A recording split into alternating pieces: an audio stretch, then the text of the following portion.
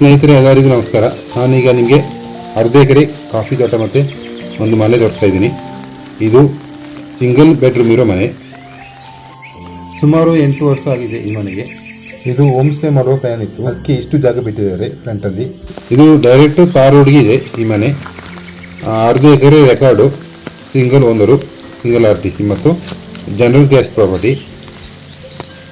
ತುಂಬ ಜನ ಕೇಳ್ತಾ ಇದ್ರು 1 ಎಕರೆ, ಅರ್ಧ ಎಕರೆ, 2 ಎಕರೆ ಬೇಕು ಅಂತ.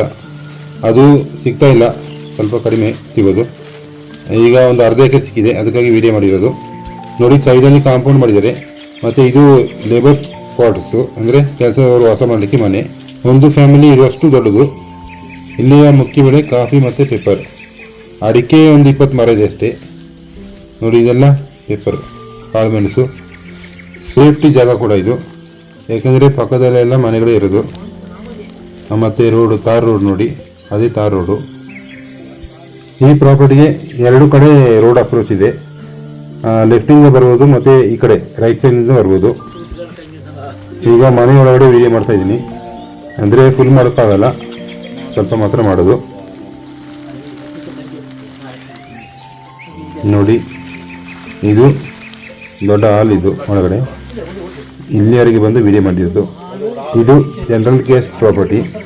ಯಾವುದೇ ರೀತಿಯ ಲಿಟಿಗೇಷನ್ ಇಲ್ಲ, ಯಾವುದೇ ರೀತಿಯ ಸಮಸ್ಯೆ ಇಲ್ಲ, ಕ್ಲಿಯರ್ ಟೈಟಲ್ ಆಗಿದೆ. ಮತ್ತು ಇದು ಟೌನ್ ಲಿಮಿಟಲ್ಲಿರೋದು. ಕೇವಲ 1.5 ಕಿಲೋಮೀಟರ್ ಟೌನಿಂದ, 1.5-2 ಕಿಲೋಮೀಟರ್ ಇರೋದು. ಇನ್ನಷ್ಟು ಹೆಚ್ಚಿನ ಮಾಹಿತಿ ಬೇಕಾದಲ್ಲಿ ಮೇಲಿನ ಮೊಬೈಲ್ ಸಂಖ್ಯೆಯನ್ನು ಸಂಪರ್ಕಿಸಿ.